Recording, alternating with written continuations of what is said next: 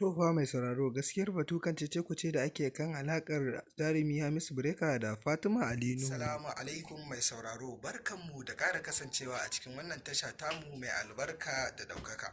To mai sauraro, za mu kawo maka gaskiyar bayani ko kuma in ce shari'i a tsakanin wannan cece-kuce da ake yi na Fatima Ali Nuhu da shahararren mawaƙin nan Hamisu Breaker akan soyayyar da take tsakaninsu. To mai sauraro, ci gaba da jimirin kallon wannan tasha tamu mai albarka domin kawo maka abin da yake wakana a cikin Kannywood har da ma wajenta da ma duniya baki ɗaya. Domin wannan tasha tamu mai albarka za ta ci gaba da jibirin yi ma shirika ko kuma in ce wasu labarurruka na musamman da suke faruwa a cikin duniya cike da wajenta. To mai sauraro, wannan dai gaskiyar batu shine kamar yadda muka sani jarumi Hamisu Breaker har yanzu bai tsayar da matar da zai aura ba a cikin Kannywood ko kuma a wajenta, domin shi kawai ya nuna sana'arsa ya ba wa muhimmanci yanzu kafin ya tara abin da ya tara ya kai ga har ya aure. To kamar ta bangaren kuma wannan yar jarumi Ali Nuhu.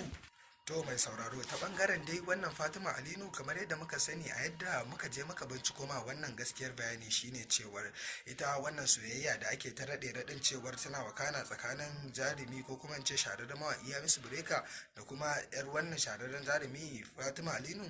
To cewar gaskiyar batu shine ita wannan soyayya ta bangare ɗaya ce, domin kuwa ita wannan yar shahararren jarumi watakan Fatima Alinu ita ce take son fa wannan shahararren mawaki.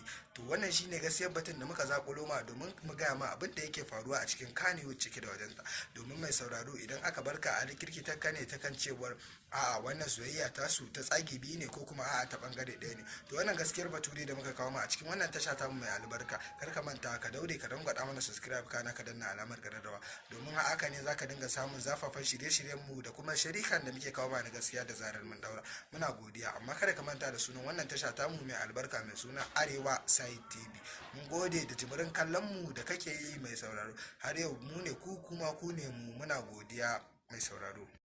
To mai sauraro, kamar dai yadda muka kawo maka gaskiyar wannan jawabi shine dai abin da yake wakana, domin haka muka bincika lungu da saƙo muka samo maka gaskiyar jawabi kan wannan magana, domin yadda muka binciko cewar wannan soyayya ce fa ta tsagi da, domin ita yar shahararren wannan jarumi Alinu ita ce fa ta fara nuna tana son wannan shahararren mawaƙi.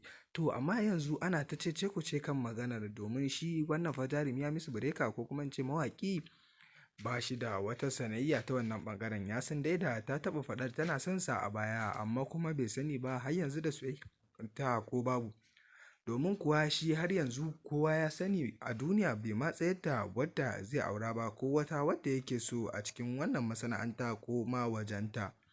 To don haka mai sauraro, wannan dai tasha tana jimirin kawo maka wannan zafafan sharika ko kuma wani raɗe-raɗin magana da ake yi, ita kuma za ta ɗauko gaskiyar batu ta kawo ma.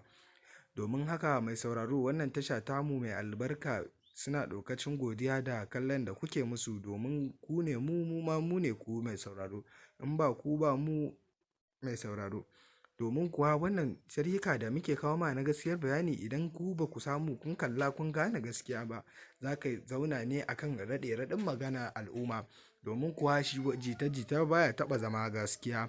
To wannan mu dai muna nemowa shiga lungu da saƙo domin mu binciko ma gaskiyar batu da yake wakana akan wannan abu. To don haka muka shiga lungu da saƙo muka binciko ma gaskiyar da take wakana a cikin wannan rikicewar da ake ta yin surutu aka yi.